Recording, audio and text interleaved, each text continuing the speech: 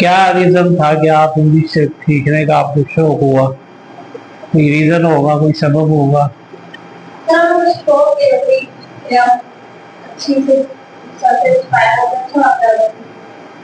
जी sir, तो माशाल्लाह अच्छे हैं और ऐसे ही बनना चाहिए इंशाल्लाह। अगर आप इनकी तरह मेहनत करेंगे ना तो यकीनन ऐसे बनेगी। इन्होंने बड़ी मेहनत की है, ये मेरे पास रहे हैं तो मेरे पास इन्होंने टीचिंग भी की है, दोनों ने माशाल्लाह, इमरान ने भी और मुनीर ने भी। तो जिस तरह इन्होंने मेहनत की है, आप में भी लगन के साथ अगर मेहनत करेंगे तो यकीनन आप कामयाब होंगे। लेकिन सवाल ये है कि हम इंग्लिश, शौक तो अपनी जगह है, लेकिन हम इसको क्यों सीखते हैं? वजह क्या है, रीजन क्या है? एक तो ये ठीक है, शौक है, अच्छी बात है, शौक होना चाहिए, और शौक होगा तो हम आगे निकलेंगे, नहीं तो नहीं निकलेंगे।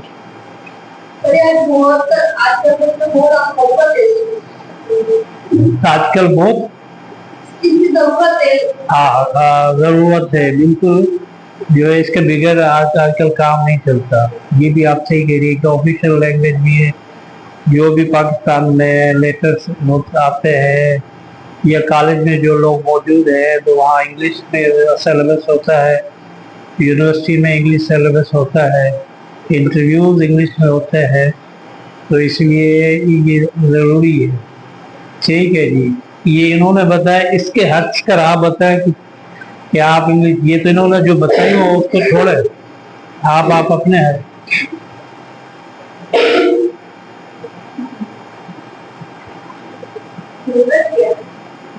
नहीं, वो इन्होंने बताई ना, आप दो पॉइंट इन्होंने बताए कि एक तो शौक है, दूसरा वक्त की जरूरत है। ठीक है, अब इसके बाद तीसरी पॉइंट आपके पास क्या है? कोई है तीसरी पॉइंट किसके पास? जिसके पास है वो हाथ ऊपर करते जाए तो फिर हम वहाँ, दो पॉइंट तो हो गए ना। एक शौक है, माशाल्लाह सबको शौक है इसलिए आप इधर आ रहे हैं। दूसरा इन्होंने कहा कि जरूरत है, बिल्कुल वक्त की जरूरत है और वक्त के जरूरत के साथ आना चाहिए। तीसरी हमारे पास क्या ऐसी चीज है, पॉइंट है, ये जनरल है, इसमें कोई सोचने की बात ही। अगर आप हम मुआशरे की तरफ देखेंगे तो हमें बहुत सारी चीजें नजर आएंगी।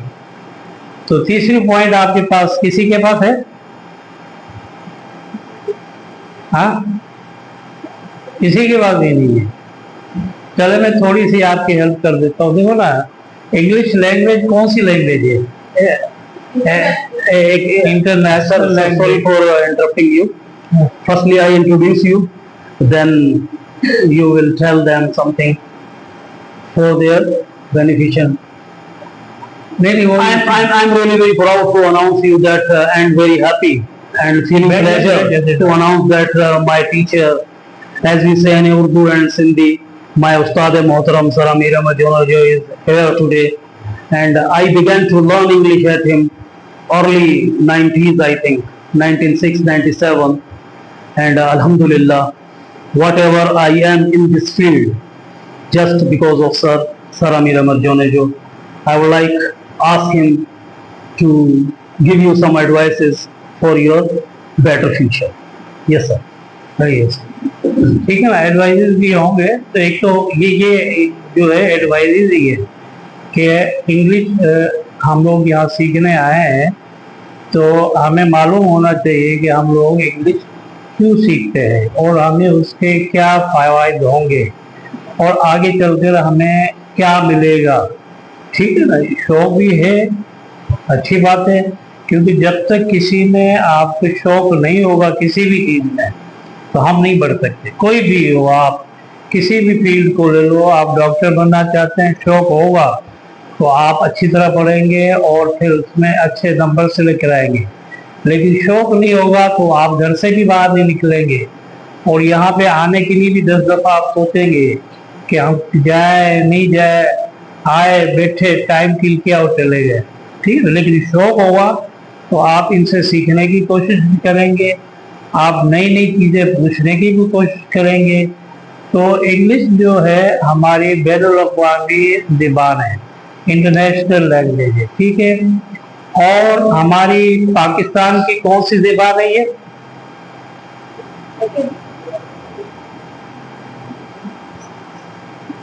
पाकिस्तान की ये ज़बान कौन सी है? जैसे उर्दू है, उर्दू कौन सी ज़बान है जी? मदर टंग के अलावा पाकिस्तान की कौन सी कौमी ज़बान है? ठीक है ना। हम पाकिस्तान में पंजाब में चले जाएं, आप उर्दू बोलेंगी। आप सिंध में जाएं तो उर्दू बोलेंगे हम।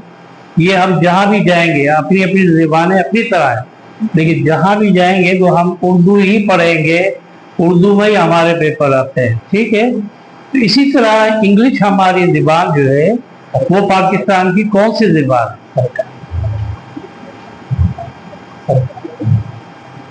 मैंने भी बोलते बोलते एक लफ्ज इस्तेमाल भी किया था। ठीक है। हमारी जो है सरकारी ज़बान है, ऑफिशियल लैंग्वेज है, यानी हमारे पाकिस्तान के ऑफिसों में जो ज़बान चलती है वो इंग्लिश की ज़बान चलती है। अगर आप डॉक्टर हैं, किस फील्ड में जाना चाहते हैं, तो आप जो है वो पर्ची किस पे लिखेंगे? उर्दू में लिखेंगे, इंग्लिश में लिखेंगे? इंग्लिश में लिखेंगे। ठीक है। अगर आप इंजीनियर बनना चाहते हैं तो वहां पर जो ऑफिस काम करेंगे आप किस चीज में करेंगे? इंग्लिश में करेंगे। इसी तरह अगर आप वकील बनते हैं, लॉयर बनते हैं, तो आप कौन सी ज़बान में जाएंगे? इंग्लिश में। तो इसलिए मैं जो अपनी ज़बान में इंग्लिश ज़बान को जो इनको मैं समझाता था और सबको कहता था कि ये ज़रूरत भी है और ये जो है हमारी पीपी ज़बान है, यानी हम पी के समझिए आप। पी क्या हो गई? क्या बनी? पी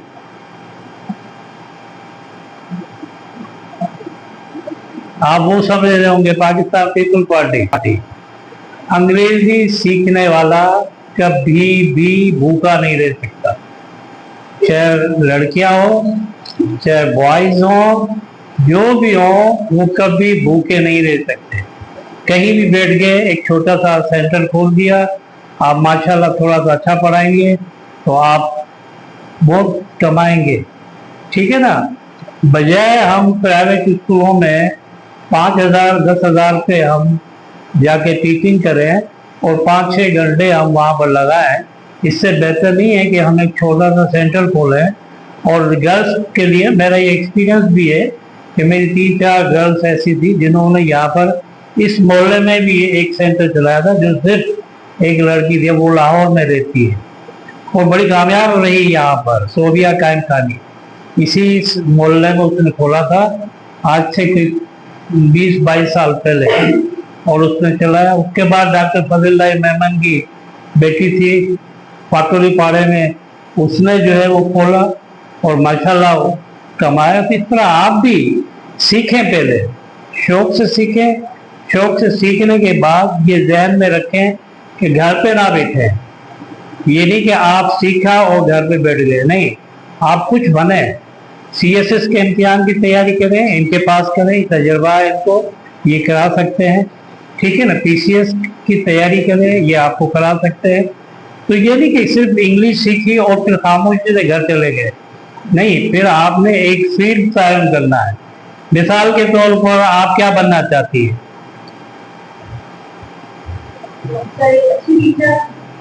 एक अच्छी इंग्लिश की टीचर बिल्कुल बन सकती है आप, इसमें कोई शक नहीं है। क्योंकि जो भी सीखते हैं इंग्लिश, जो भी आए हैं टीचर बने हैं, कोई ऊपर से नहीं सीख के आए, वो सब हमारी तरह शौक से पढ़े हैं और उन्होंने नॉलेज हासिल की और वो कर दिया।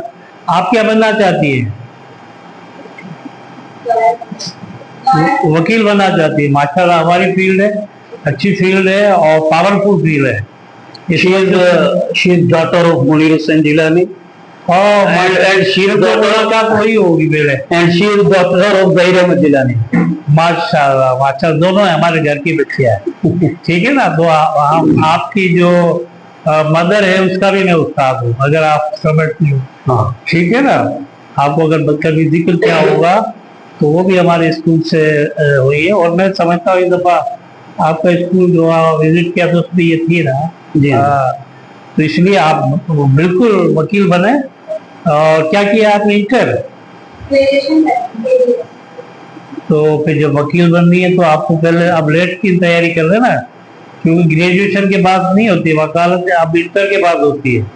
ग्रेजुएशन करें, वो भी करें, उसमें वो नहीं है, ठीक है ना। तो आप जो है लेट की तैयारी करें, इंग्लिश की तैयारी करें, साथ साथ लेट की तैयारी करें। और हर 3 महीने के बाद लेट का इम्तिहान होता है, उसको आप तैयारी करें। 50 मार्क्स उसमें लाजमी होती है, लेकिन आप 60-70 तक ले आए, ताकि आपको कोई सिफारिश नहीं करनी पड़े, ठीक है ना। तो इसलिए आप तैयारी करें। आप क्या बनना चाहती हैं? डॉक्टर बिल्कुल बन सकती हैं, लेकिन थोड़ी हिम्मत करें। अभी क्या कर रही हैं आप? अभी आप 8वीं क्लास में, तो आपके पास तो बहुत पढ़ने की चांस है, क्योंकि असल में अगर आप डॉक्टर बनना चाहती हैं तो 9th-10th ये आपके लिए, उसके बाद है फर्स्ट ईयर इंटर। अगर 9th-10th में आपका A1 ग्रेड आता है और फर्स्ट ईयर इंटर में भी आपका A1 ग्रेड आता है, तो डॉक्टर बनने से आपको कोई नहीं रोक सकता, ठीक है ना। तो कोशिश करें अपनी ग्रेडिंग की तरफ करें, और ये जहन में रखें सब कि बगैर इंग्लिश लैंग्वेज के आप ग्रेडिंग नहीं ला सकते। फिर होता है धोखा, जब आपके पास पर्चा आता है, आपको पढ़ना आता नहीं है, फिर बाहर से अगर आता है, जो आजकल सिस्टम चल रहा है क्वेश्चन नंबर 1, अब आपको पता ही नहीं है कि इसमें क्या लिखा हुआ है। बाहर से क्वेश्चन नंबर 1 आया, आपने क्वेश्चन नंबर 1 लिख कर दिया, मालूम हुआ कि वो क्वेश्चन नंबर 1 नहीं था, वो क्वेश्चन नंबर 5 था, आपने उसको 1 पे लिख दिया। तो इसलिए इंग्लिश कोई भी आप फील्ड में जाए, किसी भी इम्तिहान में जाए, उसके लिए इंग्लिश का सीखना, इंग्लिश का आना ये लाजमी है। बगैर इंग्लिश के आप आगे बिल्कुल नहीं बढ़ सकते। देखिए ना, इन्होंने इंग्लिश सीखी, आज माशाल्लाह आपको पढ़ा रहे हैं। इन्होंने हर जगह पर सेंटर भी खोले, पहले भी सेंटर खोले, स्कूल भी खोले, और माशाल्लाह चल रहे हैं। इसी तरह इमरान ने भी बड़ी स्ट्रगल की, ये नहीं कि आज इस तरह नजर आ रहे हैं। इनका अगर बैकग्राउंड देखें आज से 10-15 साल पहले, इन्होंने बड़ी मेहनत की है, उसके बाद जाकर अपने आप को बना है। तो इसी तरीके से आप भी मेहनत करेंगे तो आपको बल्कि फायदा है, क्योंकि आपके पास ये बैठे हुए हैं कि आप ये समझते हैं कि इंग्लिश क्या है, और ये समझते हैं कि आगे कैसे निकला जाता है। बाद वालिदैन को समझाना पड़ता है, बाद वालिदैन को पता होता है, तो वो जो जिनको पता होता है वहां पे आसानी होती है। ठीक है जी। बेटा आप क्या बनेगी जी? Software engineer. सॉफ्टवेयर इंजीनियर, माशाल्लाह, इसका दौर है सॉफ्टवेयर इंजीनियर का। आप देखें अभी दुनिया में जो जंग हो रही है, वो जंगें आपकी ये सॉफ्टवेयर इंजीनियर से ही हो रही है, तो इसलिए ये भी लाजमी है। ठीक है जी। आप क्या बनना चाहेंगी जी? CSS। CSS में कौन से डिपार्टमेंट जाना चाहेंगी आप? पुलिस वाली बनेंगी, जज बनेगी, कमिश्नर बनेगी? टेंसेस, हेल्पिंग वर्ब्स नहीं, स्टार्ट अल्फाबेट से किया है या नहीं? पर्सन से। पर्सन, अल्फाबेट, लेटर, ये सब किए इंट्रोडक्शन के बाद फिर पर्सन, अल्फाबेट से लेकर आप टेंसेस तक आए हैं। हाँ, ठीक है ना। चलो जी, मेरा सवाल है आपसे। एक हमारे पास लफ्ज है सी, इसको हम पढ़ेंगे CUT, क्या बनेंगे? CUT। अगर लिखना चाहें तो आप लिख सकती हैं। CUT जब हमने लिखा तो क्या बना? कट बना। अब हम बोलते हैं CENTER, ये क्या बना? तो इसको हम कैंटर क्यों नहीं पढ़ते हैं? उसको सख्त क्यों नहीं पढ़ते? भाई वो भी सी है, वो भी सी है, वहां हम सेंटर कर रहे हैं, यहाँ हम कट बोल रहे हैं जी। ठीक है। एक है कि दिस इज मोबाइल, ठीक है। फिर है आई एम टॉकिंग विद यू, इसमें हेल्पिंग वर्ब कहां पर है? This is mobile, I am talking with you, ये दोनों जुमले हैं जिसमें एम का इस्तेमाल हो रहा है और एज का। एम और इस दोनों ये हेल्पिंग वर्ब कराते, लेकिन जुमले में ये कहां पर है? कौन से जुमले में ये हेल्पिंग वर्ब है और कौन से जुमले में ये हेल्पिंग वर्ब नहीं है? जी, मोबाइल में हेल्पिंग वर्ब नहीं और I am talking to you में एम दिस इज मोबाइल में हेल्पिंग वर्ब नहीं है और आई एम टॉकिंग में ये हेल्पिंग वर्ब है। कौन बताएगा?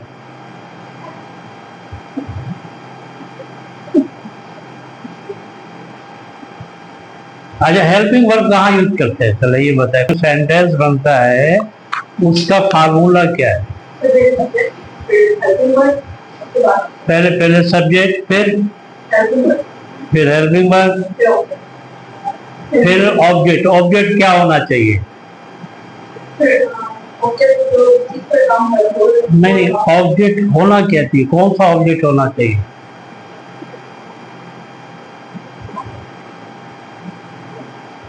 ऑब्जेक्ट में क्या चीज आनी चाहिए? जी, डॉक्टर क्या बना? आपने कहा ये डॉक्टर, बिल्कुल सही बोला आपने, दुरुस्त बोला, लेकिन डॉक्टर क्या है? ऑब्जेक्ट तो है, लेकिन डॉक्टर है क्या चीज? और डॉक्टर जो है वो चीज क्या है? पर्सन तो है, देखिए किस चीज में आता है?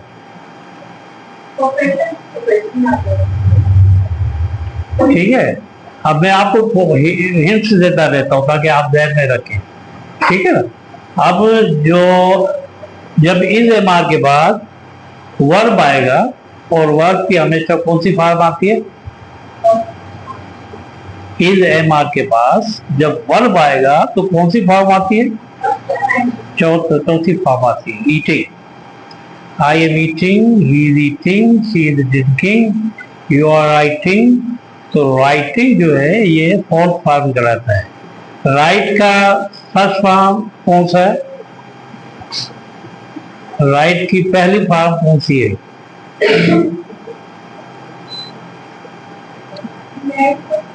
ये हाँ, शाबाश, राइट ही पहली फॉर्म है।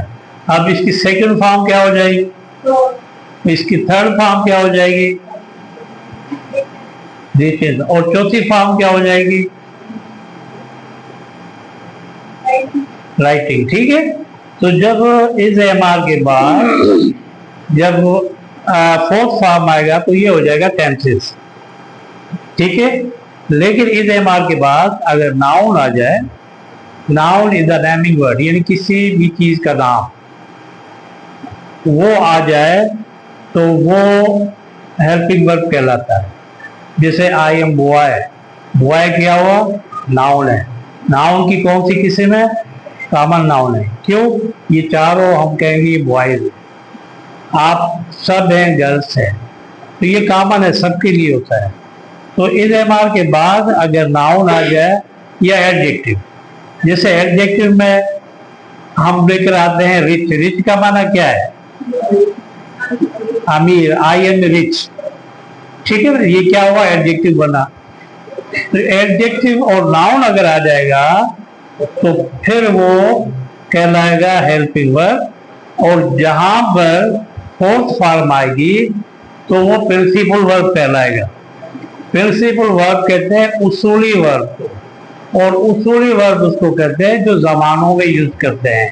टेंसेस में जैसे प्रेजेंट कंटिन्यूअस है, उसमें उसूली वर्ब कौन सा है? Is am are. उसके बाद क्या आएगा?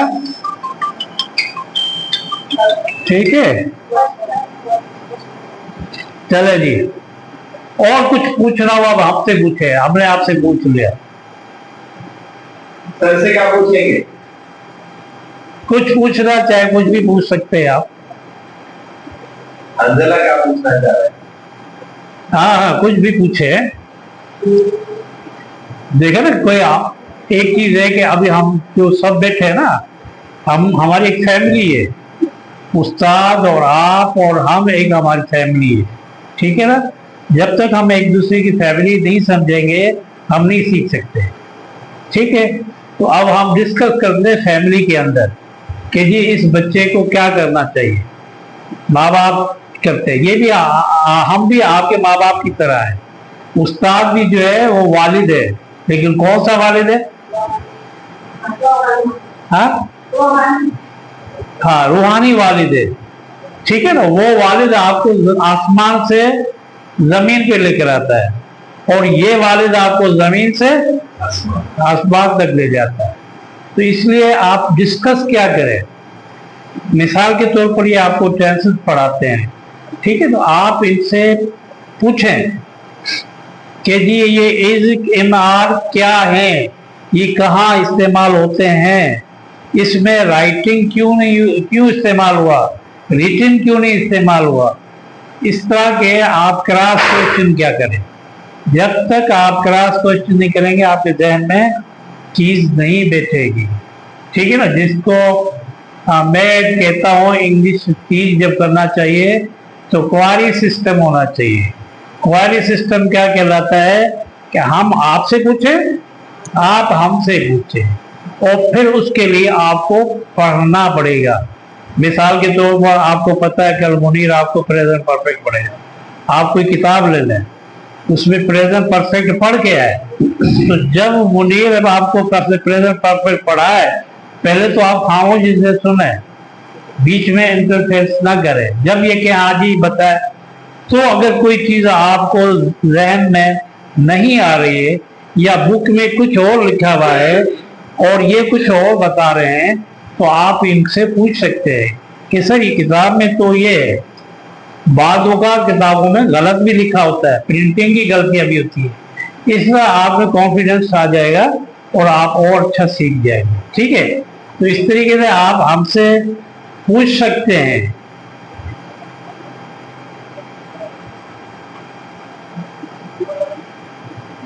पैदा करता है, अगर आप अच्छे स्टूडेंट बनेंगे तो ये और अच्छे बन जाएंगे, ठीक है। कोई और मेन चीज है कि मेहनत के बगैर कुछ भी नहीं। और इतना बता दो आखिर में, हमारे यहाँ एक जहन में सोच है, English is very difficult language. English बहुत ही आसान ज़बान है, सबसे आसान ज़बान इंग्लिश है, लेकिन हमने उसको बनाया हुआ है कि ये मुश्किल है। हालांकि इंग्लिश कोई मुश्किल नहीं, ठीक है ना। इंग्लिश सबसे, हम जब आए थे फील्ड में तो टलोलियार में कोई सेंटर नहीं था, और उस वक्त जहाँ भी हम पढ़ते थे, जिसके पास भी पढ़ते थे, वो इंग्लिश बहुत मुश्किल है।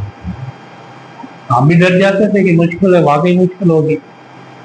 लेकिन पहला सेंटर टलोलियार में इंग्लिश का हमने कायम किया, और हमने ये चीज़ ख़त्म की कि इंग्लिश जो है वो तमाम आसान ज़बानें इजी है। शर्त ये है आप पढ़ें, दिलचस्पी लें, किताबों को दोस्त बनाएं। सबसे बेहतरीन दोस्त आपका किताब है, आप उसको अपना दोस्त बनाएं, उनसे आप सीखें, और फिर उस किताब में जहाँ आपको उलझन हो रही हो वहाँ आप उस्ताद से पूछें, ठीक है। ओके, अल्लाह आपको खुश और सलामत। Thank you, sir, for giving us your precious time.